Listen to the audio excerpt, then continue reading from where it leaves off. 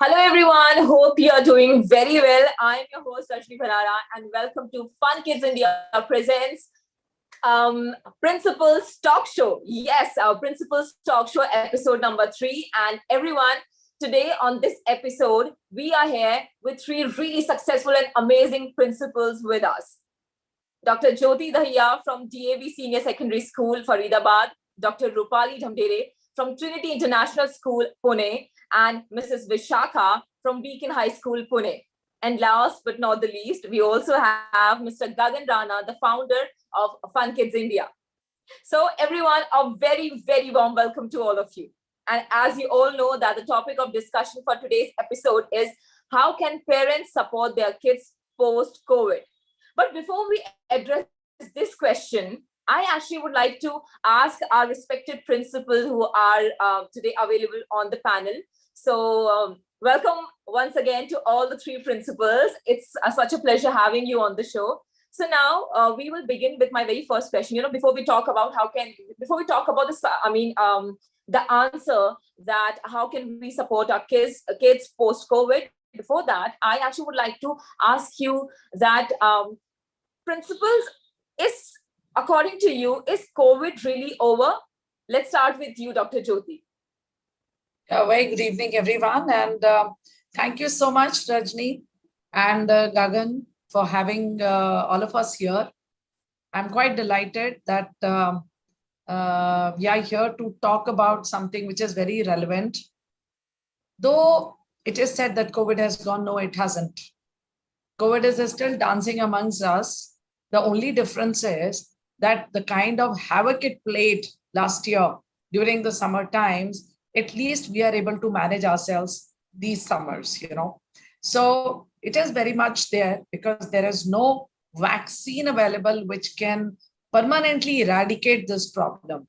But somehow in these 2-3 years, we are learning to live with it, that how we can manage. So it is definitely here. And each one of us need to understand whether it's a principal or its parents or children or all stakeholders of the society. So it is very much there with us. Thank you. Right.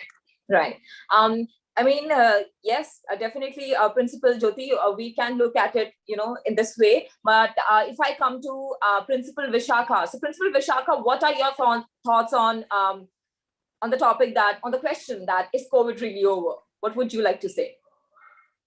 I think I would agree with Jyoti ma'am that COVID is there. It is still there and we need to be cautious. It is not the numbers that they have depleted to zero. Although the people have stopped using masks, the use of sanitizer has reduced, but then still there is no permanent cure. There is no guaranteed vaccine. People are still getting infected. The new variants are still on the way. So COVID is not really over, but then yes, the intensity has gone down and we still need to be careful about the good touch, bad touch. I'm sorry, not the good touch, bad touch, but the touch of touching each other and about, taking all the care.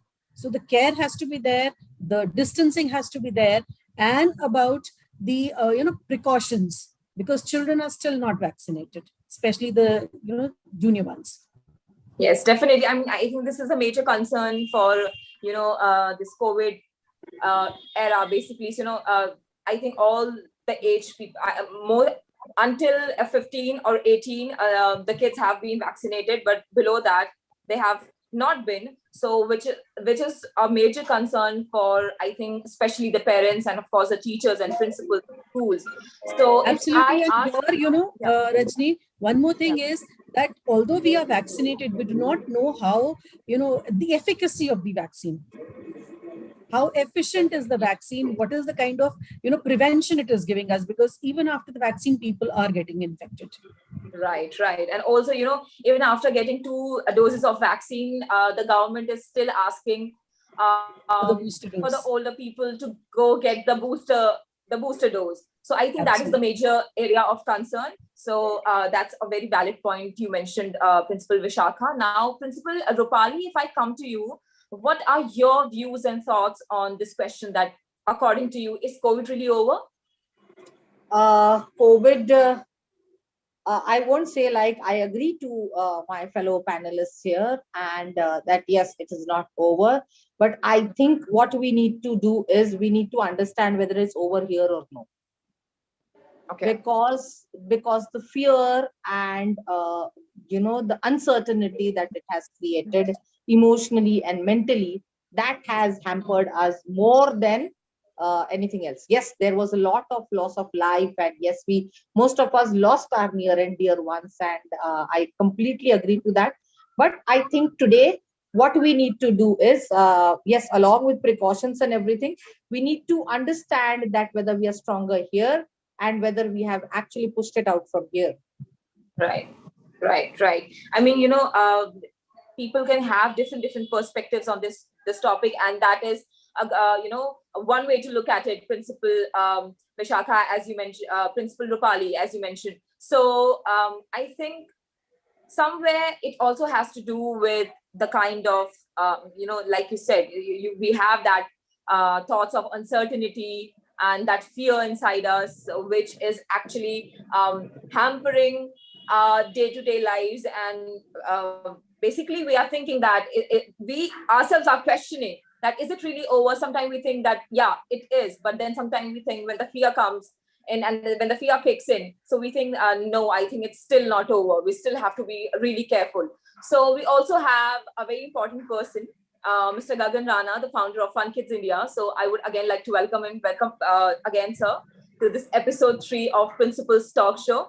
So, sir, if I ask you, what would you say? What is your take on the question that, is COVID really over according to you? I think it's mostly over, and it's in the head. But of course, we still need to take precautions because these vaccines have done magic, actually. And even people are getting COVID, they are actually recovering of it, because I'm not hearing, since I'm in England at the moment, I'm not hearing anybody is dying because of it. Because even the older people, if they're still getting it, they are still recovering from it. So from my point of view, it's last leg. The damage is already done. So we have, like, if we have draw the graph from here to here, so we are on the last 10, 20, less 10%, I would say, of the COVID. And now it's about mentality and just going about this. In England, everything's open, everything just kind of working as normal. People are coming to the office, train are just bombarded, there's no masking, nothing. So we are on the last leg, and so it's mostly over from my point of view. Okay. So now moving on to my next question. So, we when the COVID hit, so it actually hampered everything and every sector, like I mentioned in the last episode also.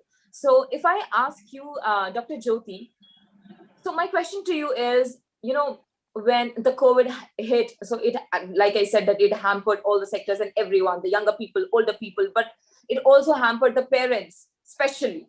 So how difficult was it for parents to cope up with COVID, and what calls and messages were you getting from, your schools, kids' parents' side, and what were their complaints and their suggestions to you? Thank you, Rajni. Beautiful question. See, when COVID hit initially, I remember the date, 22nd March 2020.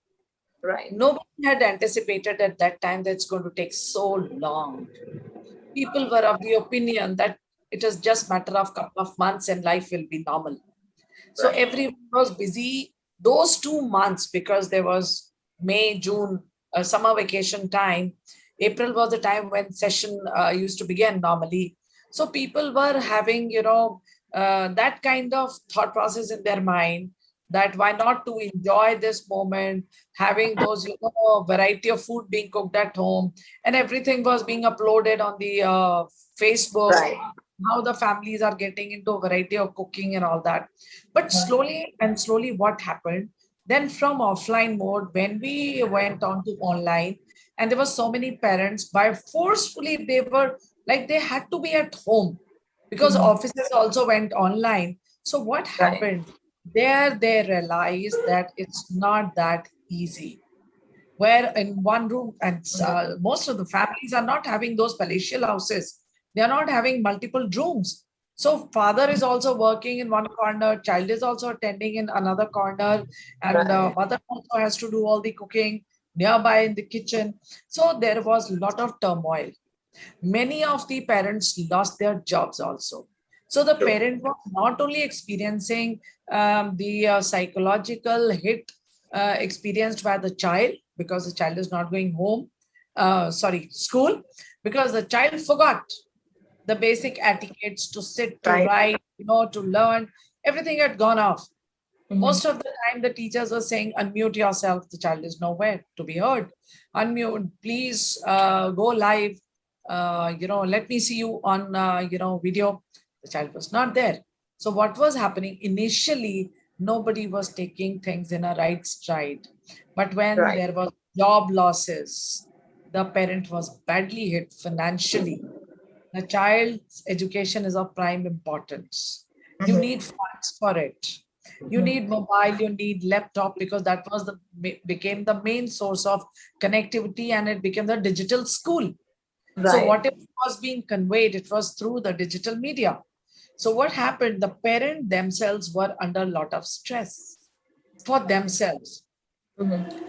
If the joint families were there, the elderly parents, they went cranky. They were having their health issues. Now, where to get those elderly people, treated? Because Right. nobody was out. And even the doctors were refraining themselves to, visit the homes and visit. Even family doctors used to say, come online, Zoom karte hain, and then, we Right. will prefer to, guide you online. So all that environment, it went haywire. So Right. the entire ergonomy of the home got disturbed. Right. And that was the time the school came into the picture. The Mhm. teachers, they were very well connected with the parents to listen to their queries, that, Mhm. parents' anxiety vis-a-vis their own personal life, their own jobs, relating to their child's education. So teachers, they were well equipped to handle the anxiety of the parent. Mhm. And they were doing basically counseling. They were trying to make the, parents very, very comfortable, that, okay, don't worry, fees suddenly became a big issue. So we were of the opinion, okay, fees can take a backseat for a while, but it is Yeah. very important. The parents need to feel connected, that the school is taking care of my children, and they Right. are concerned about my well-being as well. So it was not just academics. The school was handling all psychological issues, even DAV. I'm a part of a very, very big group, that is DAV College Managing Committee. They organize live programs with doctors from Mhm. Medanta Hospital and very renowned ones who used to come online, and the shows were being watched by the children, the parents, and everyone from the community, to how they can manage themselves in these COVID times. So Mhm. we worked as a family, as one single community, to ensure that this tough time, this rough patch, should be handled together. And Right. that one of the major reasons that parents could realize and understand that the kind of hand holding that we did for themselves, and for the parent, for children. Even at times we used to get calls from grandparents. The child used to say, my daddy wants to speak to you, to the class teacher. And Okay. then the class teacher used to handle the grandmother also, that you don't worry, मेरा grandchild school कब जाएगा, say don't worry, वो जल्दी आएगा. वो ऐसा लेटा रहता है, बैठा रहता है, लिखता नहीं है, लिखने की आदत छूट गई है.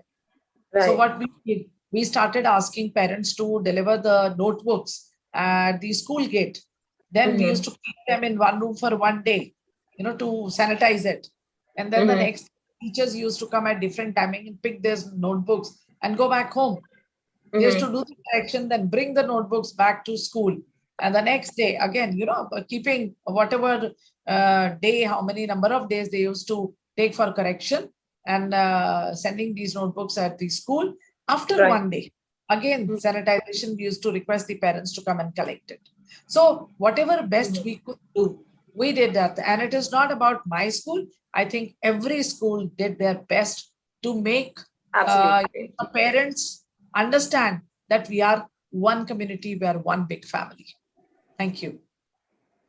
Absolutely, because like I say this every time, that children are the future of the country, and especially during that time, it was the school's responsibility. And I think, especially I can talk about India. I think we took care of kids and students and children. We really took a good care of them, and I would like to really thank to all of you and to all the principals, especially in this panel, that all because of you we have such amazing and such talented students, and we can see a glimpse of it on Fun Kids India. The kind of kids and students we are getting to participate in the show. I mean, what else? I mean, how else can we judge it, that we have some really amazing principals and have some really amazing schools in our country? So now, the same question to you, Principal Vishakha. What are your thoughts on this question, and how difficult was it for the parents, according to you, the COVID time, and what kind of calls and messages were you getting, when the COVID hit, and when the parents realized that it is not a get-together time for the family, but it is a really difficult time that we have to take care of? Yeah, thank you, Rajni, for the question. I feel parents initially, after the party time was over and the realization started setting in, they got to understand that it was not easy. Right. First of all, they had to balance home and work together. There was frustration that was mounting in the parents, in the children, in the family in general. And this is what I'm talking about when the fun part was over. Right. Then the problem was everything was shut down and children needed devices, because those many devices possibly were not available with each family.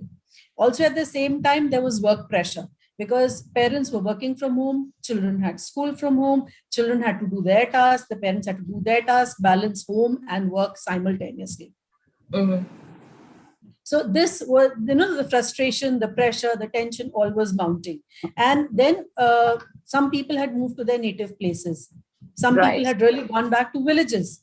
Now even if they had devices, there were network issues. They were not able to connect. Mm-hmm. Mm-hmm. And because of that, the children were not able to attend classes. The parents could not share their data because it was their work which was getting hampered and they could not risk it. Right. There was a huge, sword of job losses that was hanging, sharp. So after the, as we call it, the honeymoon period got over, there was this stress, frustration, pressure that was mounting, and which was very well understood when we were discussing this with the parents. Right. Parents calling up from their native places saying, "Ma'am, how does my child attend classes? We do not have network at home." Mm-hmm. The father is back in Pune, and he sent us to the native to keep us safe. Mm-hmm. I don't have network at home, so what do I do? And so we thought of so many solutions. We dealt our lessons in 6 different ways besides the classroom teaching. We had videos that were made, we had summary sheets that were made, we had question papers, we had tests, multiple ways. We had remedial classes. We checked with the parents if Saturday was an off, and then if the parent could share his data with the child, we had remediation classes. So all these things were carried out to kind of relieve the stress. And at the same time, the payment of the fee became an issue. Right. Because there were salary cuts. And because of these salary cuts, there was a problem about whether to first look into their bread and butter or to pay the fee. Right. So these were problems that did not only happen or did not continue just during the COVID period, but even afterwards, because the people who had lost their jobs, parents who had lost their jobs, took time to find another job. Possibly some of them did not get the same salaries that they were drawing earlier. Also, with the salary cuts, they were done away with very gradually. So then, repaying, but then yes, parents also cooperated. We cooperated along with the parents. And with that kind of parent and school support, things have started coming back on track. Right. I mean, and it's all because of you, and the way you tackle things, the way you handle the pressure, that was put on the parents. So I congratulate you again for doing an impeccable job. And now to you, Principal Rupali. So, Dr. Rupali, now I would like to ask you the same questions. And how did your school handle the pressure that the parents were put on, and the kind of calls you must be getting from the parent side? It must be really difficult for you and of course your school to, because they have a particular teacher to contact to, but that teacher have so many students and so many parents to get connected with. So how did you take care of that? Like my fellow panelists have mentioned, that yes, initially everyone thought, and we didn't have an idea that it would take really so long. We thought it was a matter of maybe a month or two or something like that, and soon we'll be back on track. And initially, when it started, like Vishakha ma'am mentioned, that it was a honeymooning period wherein we all thought that it is a holiday and let's enjoy it, and we all were up to having the best of the times, and we were feeling that, oh, this is one big holiday again. But slowly, as it sank in, the parents, apart from academics and other things, everyone wanted to be heard. Everyone wanted an ear where they could actually pour out what they felt. They wanted someone who was not judgmental and who would just hear them out. And that feeling, that belongingness was something that was lacking, and that is what the parents were looking at. I agree to job loss. I agree to non-payment of fees. I agree to having less gadgets to, for the children and the parents together, having working parents at home. But every individual's need was to be heard. Right. They wanted someone to, to actually sit and listen to them, sit and, hear them out without being judgmental, without giving out, their own opinions and things.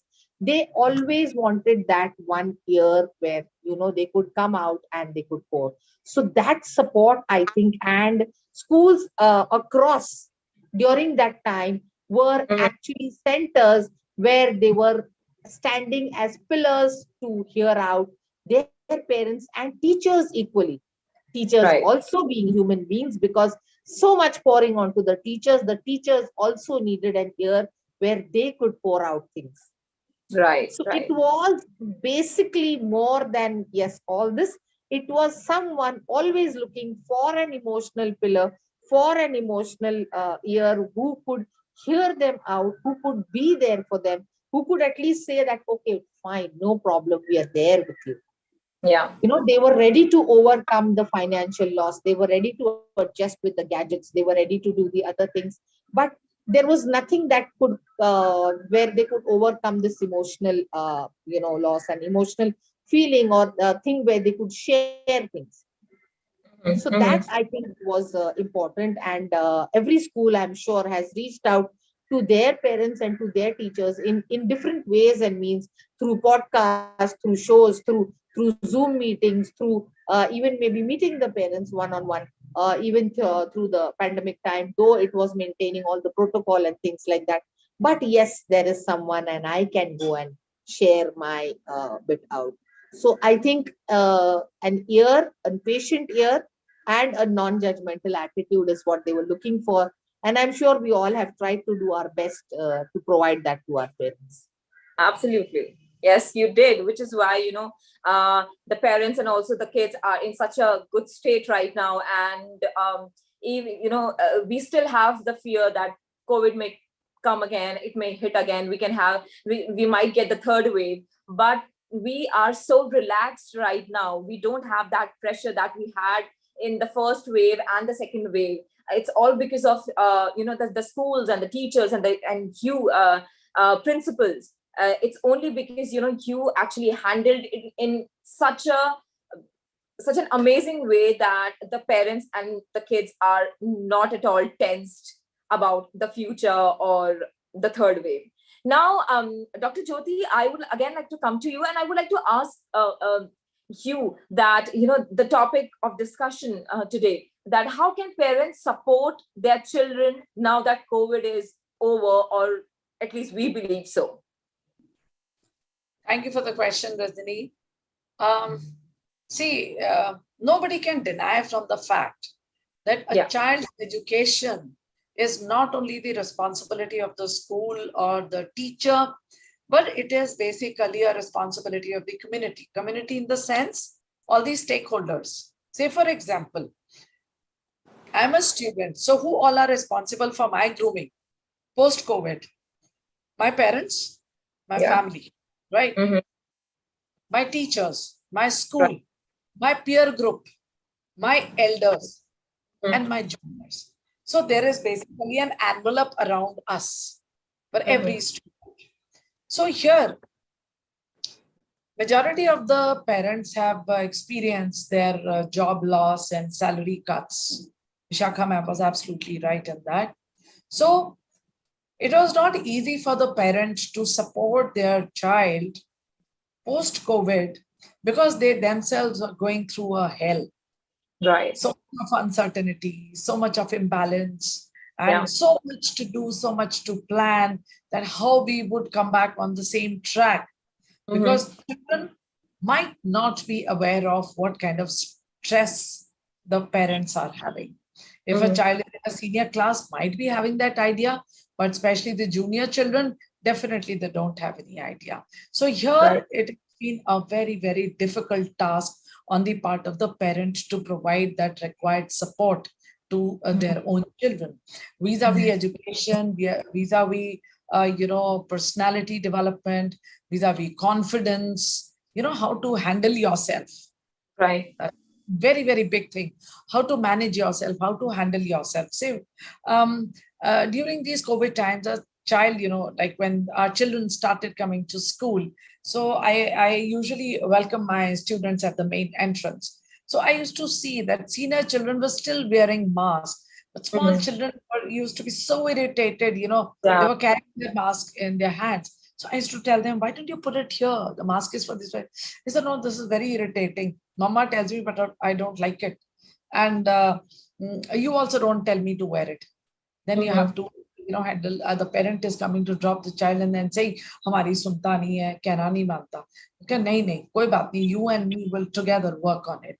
So the parent had very, very genuine intents to help their children.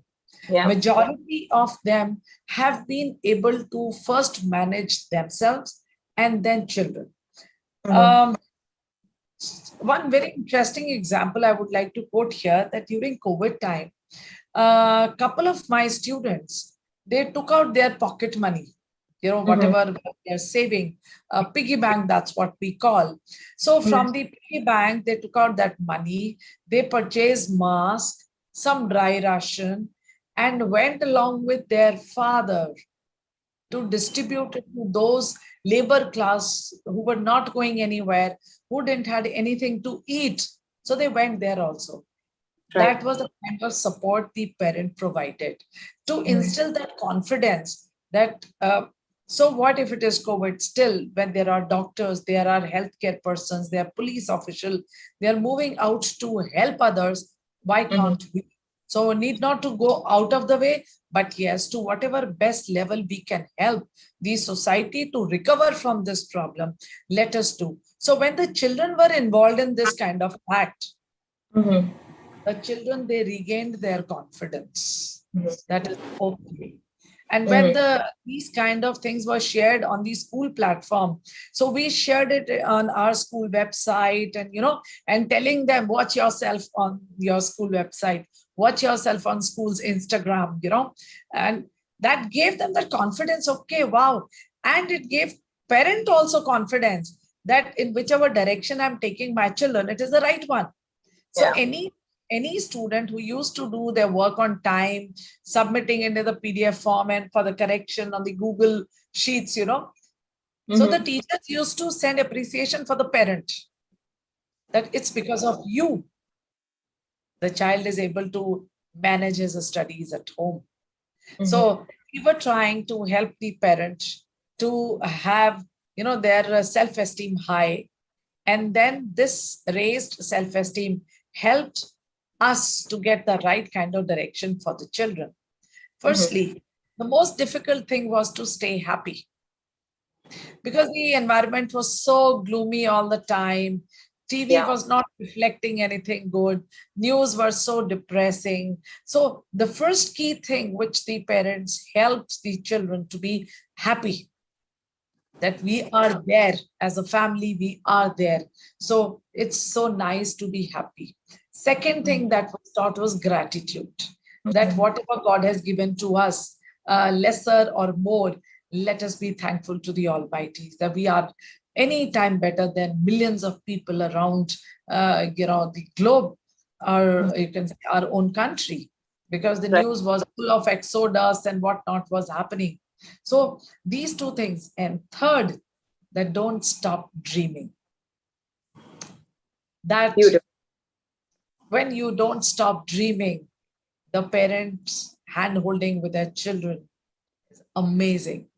If the child gets that confidence that yes, it's good to dream, it's good to have gratitude. You need to have lend a helping hand to those people who can without hurting yourself. And academics is a key thing which will never go away.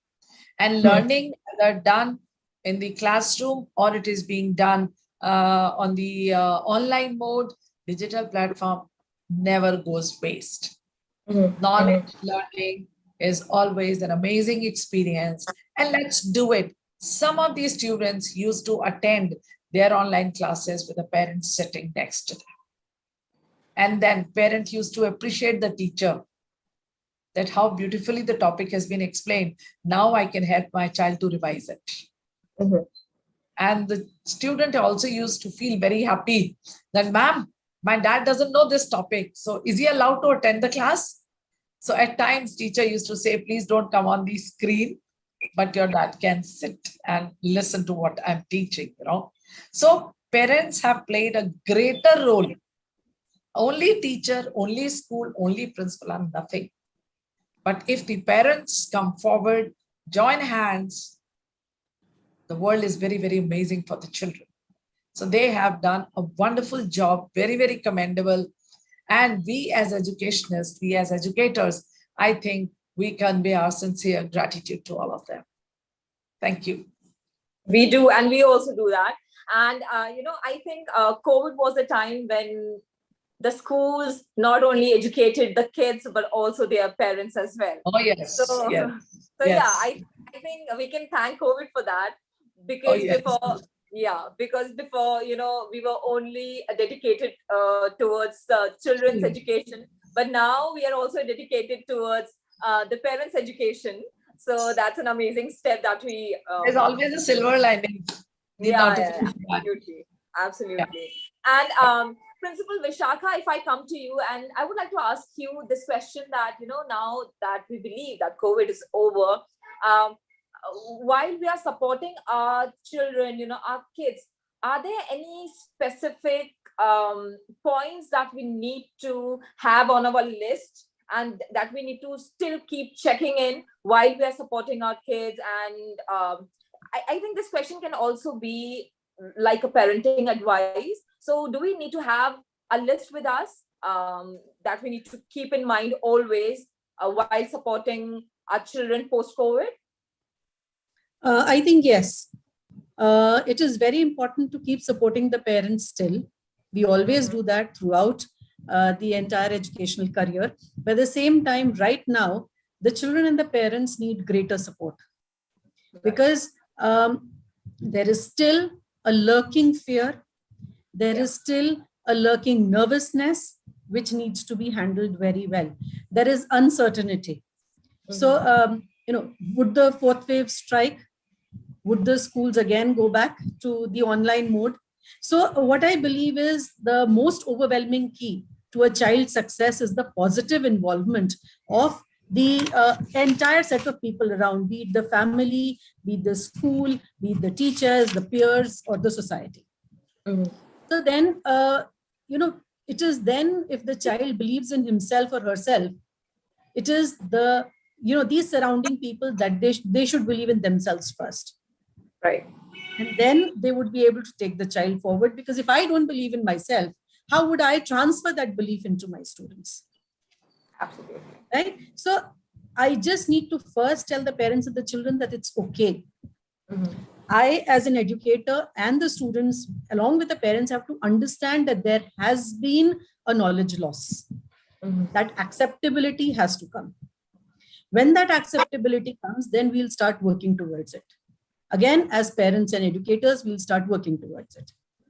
Like all of us in all our schools, we are having those remedial classes, we have those bridgings to bring up to the children and bring up the children to that level to reduce the knowledge loss. Right. Also, we have to give them the confidence that it's okay, you will be able to do it. Right? It will take some time. Be ready for that, but you'll be able to manage. Also, our dedicated time and attention as educators, as parents, and as counselors is very important.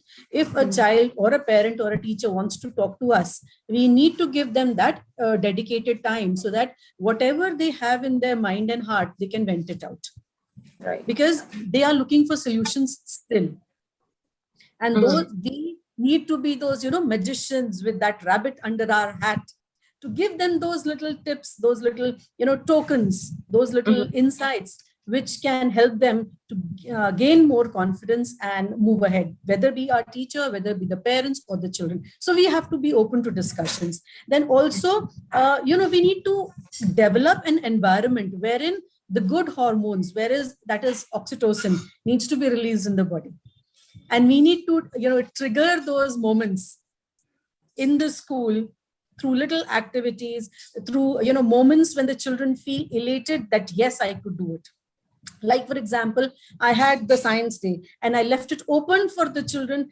Anybody and everybody who wants to participate, they can. So I had to, take it to more than one day to involve everybody and take care of COVID protocols.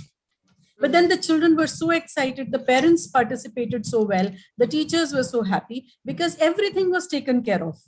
And they could all come forward, talk, interact, meet.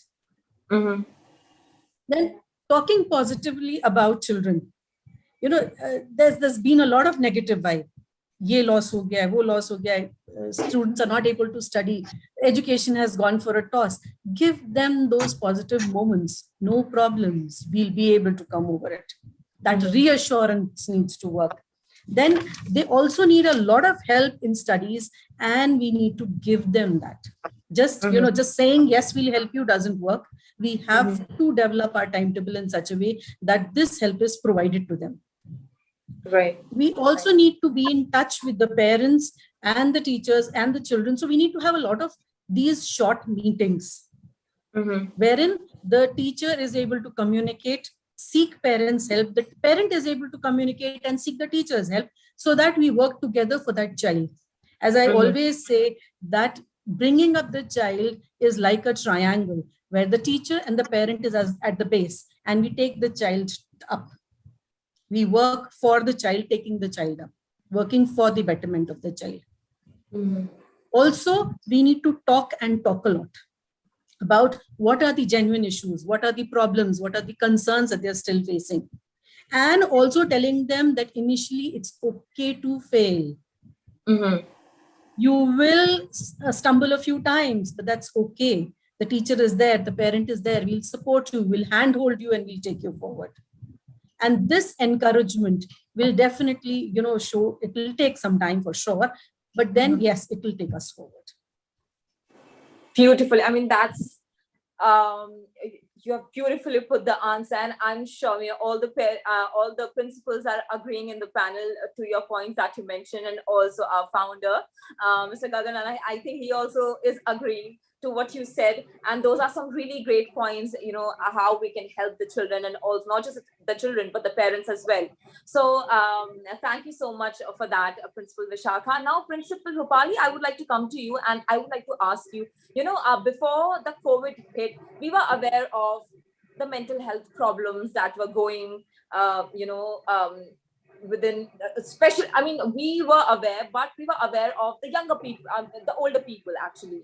So when the COVID hit, we got to know that not just the older ones, but our kids are also dealing with mental health problems, and which we are not aware of.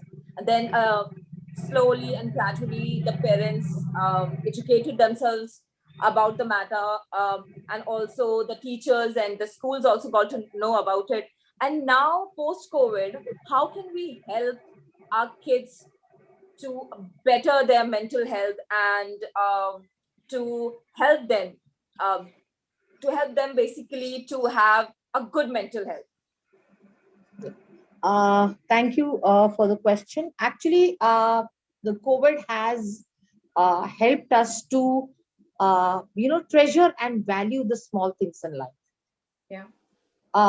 Even the tiniest of things, where we could, given a hug to a child, or the parents also sitting together, or the parents spending time with the child, they paying attention to the small things of the child.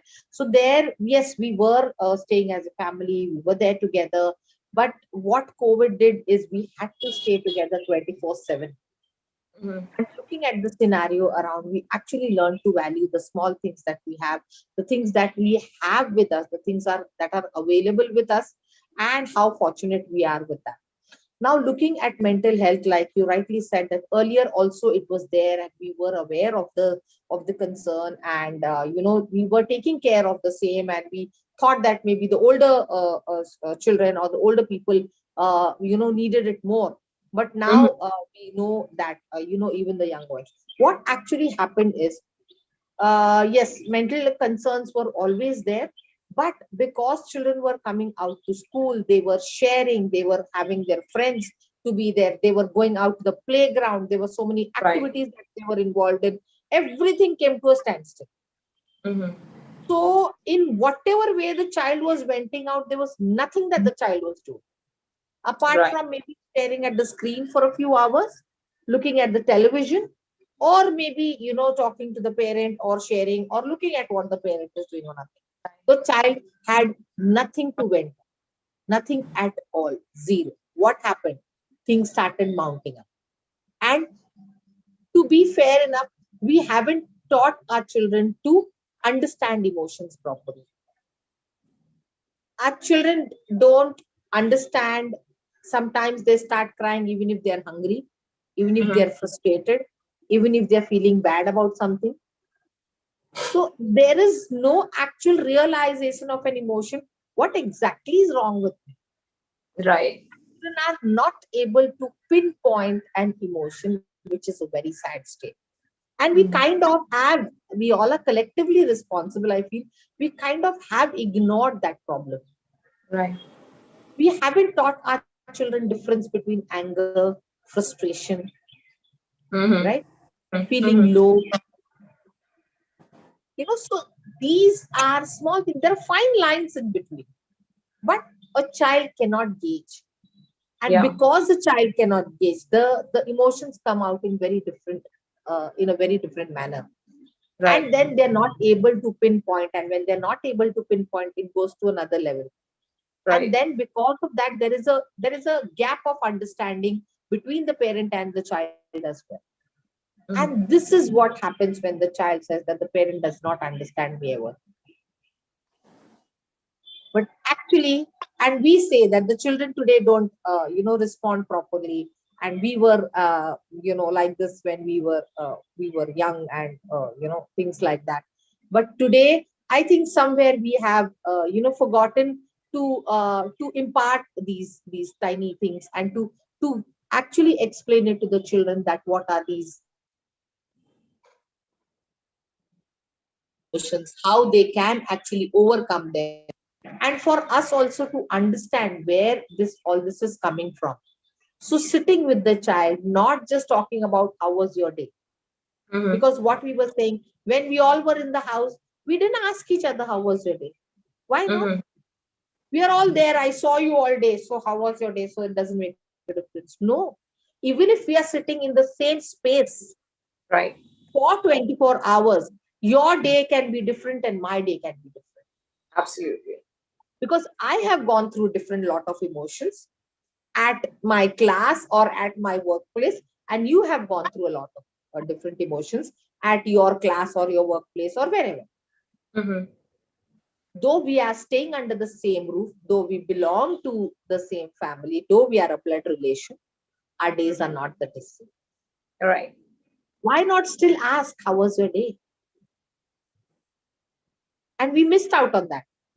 And we thought we are all in there together. I saw what you were doing all day, so I know how your day was. No, that is a misconception. I saw what you were doing all day, but what were you feeling inside? So, then this gap kind of built up, and then, then we realized that our children need more attention because they started behaving in a certain manner, because we thought that this is not how my child was behaving earlier. What is wrong with my child now? These are the tiny dots that we can link together, and maybe we realize and we can find the problem. And yes, we need to work together towards the betterment, because I feel when we compare our children, or we compare maybe to someone else, what we are doing is we say healthy competition, we say competitive spirit, but somewhere down the line we are creating fear. Right. Fear of the unknown. What if I don't? But then we are Right. not brave enough, or we don't have the realization to say it aloud, and somewhere deep down it keeps sinking in, and Mhm. that starts affecting you slowly, Right. which then comes out as aggression, which then comes out as non-cooperation, which then comes out as not listening to instructions at all, which then comes out as getting into your shell, not wanting to talk to anybody. Right. Varied things. So I Mhm. think these are the tiny things. If we really give it a thought, small things, if we try to link these dots together, I'm sure we can, have a better emotional well-being for our children, which is very, very important. Yes, academics is, but I'm sure we all have realized that academics is now one part of our growing up, and the Right. other is a bigger world, and we need Yeah. to fit into. Absolutely. Absolutely. So that's an amazing answer that you gave. And also, I think Principal Rupali, what you said is so beautiful. And we can start with something as basic as asking how was your day, which we don't. And I think especially I can't talk about other countries, but I think in India we are not just from our parents but also from our schools, we are not taught to be vulnerable, basically. So we are always told that you should not cry in public, you should not vent out in public, you should not do this in public, you should not do that in public, or else you will be judged, people will be judging you. And we are not allowed to be vulnerable, which is what actually so all that vulnerability going inside a kid, it builds up.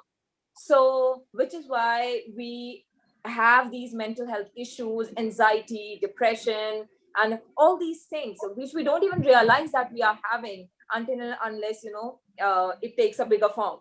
So that's something which you said, what you said is really beautiful. We can start with something as basic as asking how was your day, so that we can know the feelings of our and the emotions of our kids, what are they feeling, what are they going through. So thank you so much for that. And now before I come to the presentation, I actually would like to come to you, Mr. Gagan Rana. Sir, I would like to ask you that you are the founder of FunKidsIndia, and you have given this platform to a lot of kids from all over the world to participate and to showcase their talent. But whenever we talk about a show or participating in a competition, we always have this burden in our mind that we have to be number one or we have to win. If we lose, it will not be good for our self-esteem, or people will make fun of us that why did you participate in the first place if you were not going to win. So how can we not burden ourselves, and how can we support our kids, and how can we tell our kids to not burden themselves with this idea of being number one when you compete in a show? Well, the very good question. So I think it's come down to the parents and the people around child. So we need to provide an environment where failing is not a failing. Failing is a learning. So Right. you learn, you may not able to be number one, number three, whatever, but you are a better version of you from the last time. So there's Right. an increment in you. So there's no failure as such. There's no such thing called failure actually in my thinking. It's about learning. If you fail, you means you either haven't learned properly, or you're trying too much, or you don't know how to do it, kind of thing. So it's learning. So it's not failure. And you win, it's fine. But still, after winning, you have to ensure that you keep winning again and again. Again, there's more learning. So no such failure, and it's just the learning. And we need to support the learning in every way. We have to help children to understand that this is just a practice. So it's just a practice. You're just practicing. You don't have to worry about getting first or second. You just have to go there, enjoy, and give your best. And don't worry about the results. Results are not in your hand anyways. So you just give your best, have fun, and be a better version of you from the last day. Absolutely. Amazing. Amazing. I think we should now start teaching our kids, that failure, we should start teaching them that failure is not a negative word. It's a positive word. You either will win or you will learn. Because earlier we were taught that failure is a negative word. So that's something that you said can really help the kids. So thank you so much for your answer. And now I would like to present this presentation of Fun Kids India, India's Emerging Talent Season 2. So here we can see on the screen that it is now the Season 2 of India's Emerging Talent. Fun Kids India presents India's Emerging Talent Day Hunar Ko Pehchan Season 2, and we'll be having Salim Merchant, yes, as the grand finale judge with, of course, our founder, Mr. Gagan Rana. So this is really exciting. Now we would like to move to our second page. So yeah, for the kids and families, so what we can do is, so this presentation is about safe digital home for kids and universal rated programs, triple vetting, and screen process for safe content. Fun with what Fun Kids India is all about. So it's basically saying this to the kids and also to the families that it is fun with learning twisting programs. It presents talents with own production, and for more information, you can visit our website. So it's basically about that. And now I would like to move to our next page.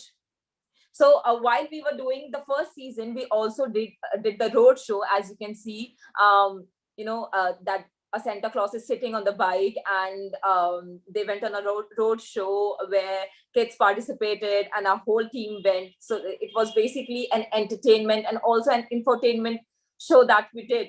And then Fun Kids India presents Teachers Day special song. It was done by the teachers by the Secret Star. So it was our own show, and it was our own song that we produced from our production, Fun Kids India production.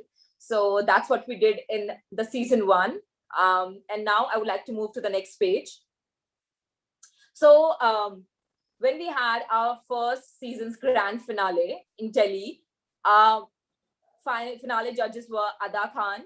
She is a television personality. We also had Delnaz Irani, who joined us via Zoom.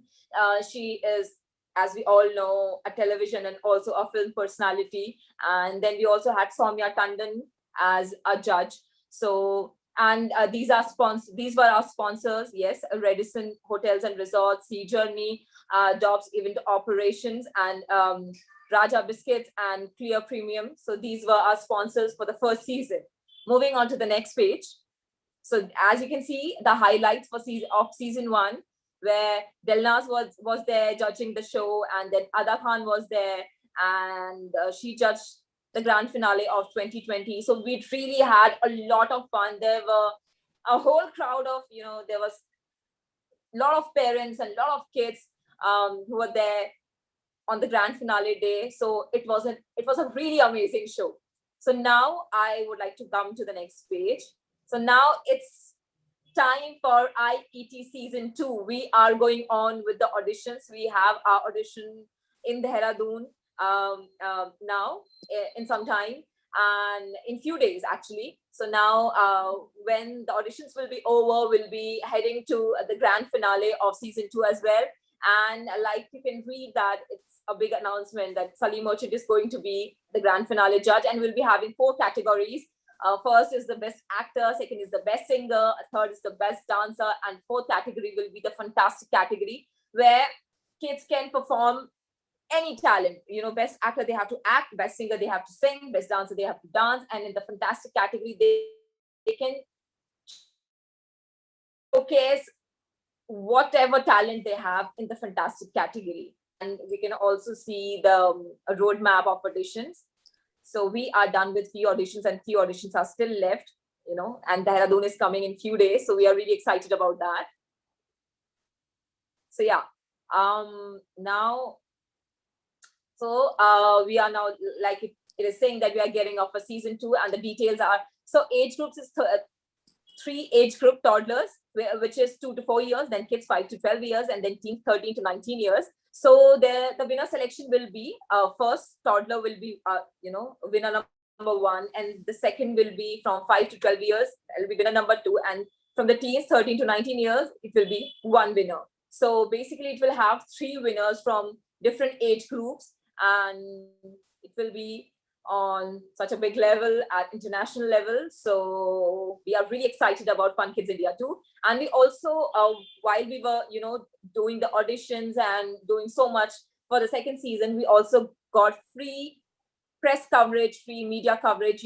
As you can see, the Dainik Jagran gave us, a space on their page. They mentioned us. Aaj Tak also spoke about us. They also mentioned, also Hindustan Times also promoted us. So it was all free media coverage, and it was really amazing. So we are really getting up for season 2. And so these are few pictures from a few auditions venue from North India auditions. As you can see, we did a lot of auditions in North India, and these are few pictures from newspapers. Yes, like you can see Current Crime, and then Yug, Karvat, all these newspapers, they gave us free media coverage. So it was really amazing. So we really can't wait for season 2 now. And yes, a city venue partner was Mount Litra Z School in MP. These were online auditions. So we also did online. So we are doing offline auditions at the venue, but we are also doing online auditions via Zoom, where we can give chance to more and more kids who cannot be present on the venue. They can also give their auditions via Zoom. So that is also one way to be a part of FunKidsIndia if you really want to participate. So yes, now I would like to move to the next page. Yes, sorry, I don't know whether I can say. So yeah, I think that's the kind of end of presentation.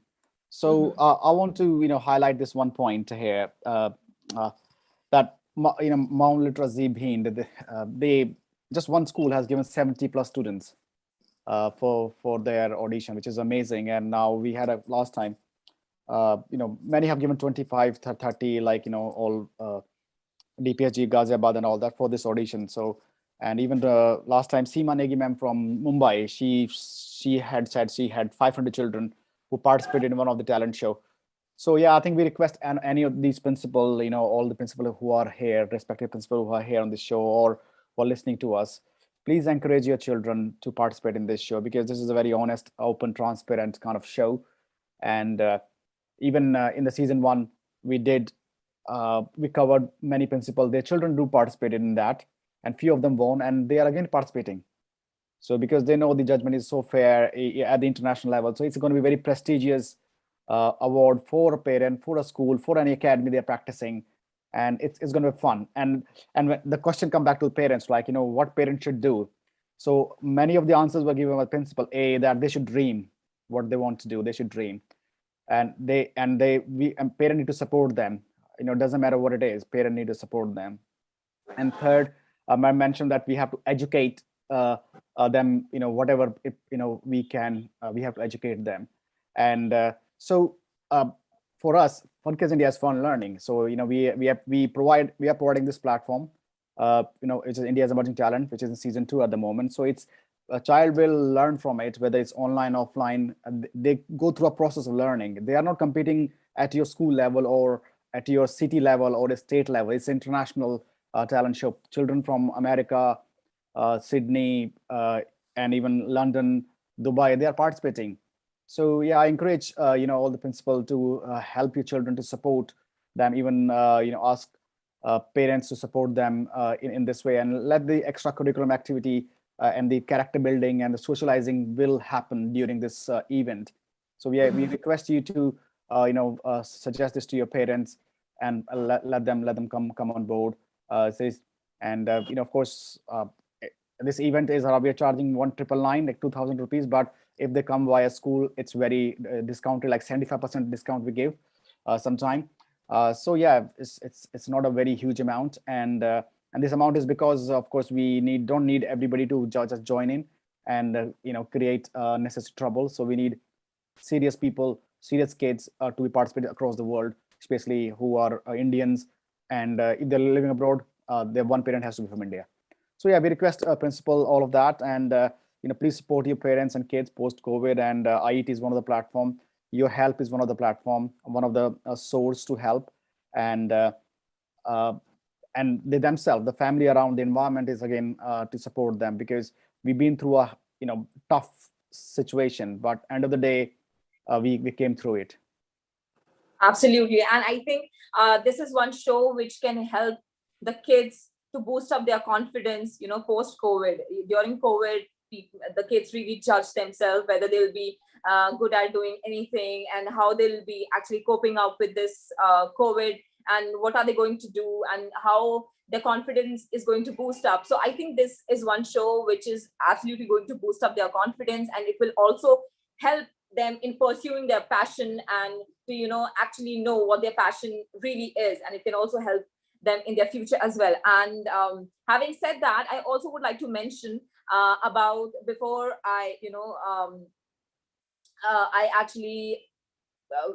before we actually close the show, I actually would also like to mention that we're also coming very soon with the Principal Talent Show as well. So where all the principals are going to participate, and they are going to showcase their talent, and the kids are also going to be there, but the kids will be judging you. We had really fun in the first season, and principals showcased all their talent, and we had a lot of fun. So basically the spotlight will be on you, and the children will be judging you. So it's going to be very difficult, very difficult for the principals.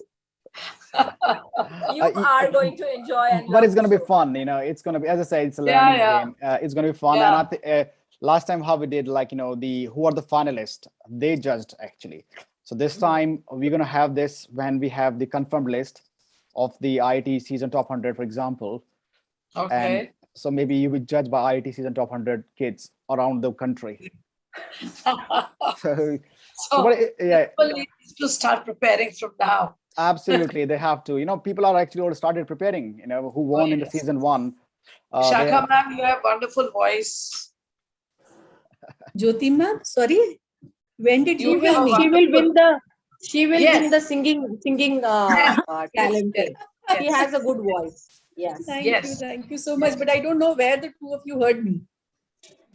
While you are talking, such a melodious voice. I have a sore throat for the past 1 month. There's so much of going around my house. Principal Jyoti and Principal Rupali must be stalking you somewhere. So which is why I think they know about your singing talent. I don't mind being stalked by them. So that's perfectly fine if they stalk me. But then, yes, I am humbled and also startled by this revelation that both of them have made. So yes, and it's also a pleasure. So looking forward for your participation, and we'll be there to cheer you up. Sure. This might be a strategy. We'll also cheer with you. Can also be a strategy of there. They are pressurizing you. They are putting you on the spot, and they are pressuring you so that they can have an easy way in the So Rajni, I think the reverse will happen from my end as well. I know, and Rupali ma'am is in Pune. So both of us, we can be joining through the same Zoom room and motivating each other. That's okay. That's okay. We'll go ahead. And bear in mind, like, the principal is just not going to be U5 across the whole country. Oh, yes, they are going to be a long list. It's a long list, yeah. So I don't think we have I don't know, we have the stages as well for it, but we don't know. Probably it's a new experience for all the principals who are usually, burdened by, such different kind of responsibilities. Some are defined, some are not defined, some come out of the blue. So it's going to be a very, very nice experience for all the principals. Basically, they'll be in a new avatar. Absolutely, they will be. And, as you see, look on the show, like, we were talking about COVID, then we moved off the COVID, we found a solution, and we went to fun. And then we had principal talent show. See, look how interesting it is. Look, you guys are laughing, you guys are having enough fun. Yes. So that's the beauty about IET or the principal talent show, because it just make you, give a different experience. It's a fun event. Like, you just, you showcase which you want to showcase and couldn't do it, because many principals say, oh, I've become principal, but now I couldn't do my X and Y and Z, like singing, for example. Somebody was acting, like Neeta Arora, ma'am, she was actress. She was a winner for the first season. So yeah, it's you bring your talent up, and compete against all the principals across India. That'll be, my God, what a challenge will that be? Yeah, There's going to be a surge in happiness hormones. Absolutely, it's going to be super happiness, super fun, super learning, and you will enjoy the process. I guarantee that. Yeah, as you can see, last 5-10 minutes, you're so happy now. Oh yeah. Thank you so much, everyone, for joining us today. Thank you. Thank you for having us there. Principal's Talk Show. Thank you. Thank you so much. Thank you, everybody. So Yes, we'll again that's fine. see Thank you, everyone, for having me here. Thanks all. Thank you. Bye-bye. Have a great day. Have a good Thank you for night. having us all there. Good day. Bye-bye. Gratitude. Namaskar. Thank you. Bye-bye.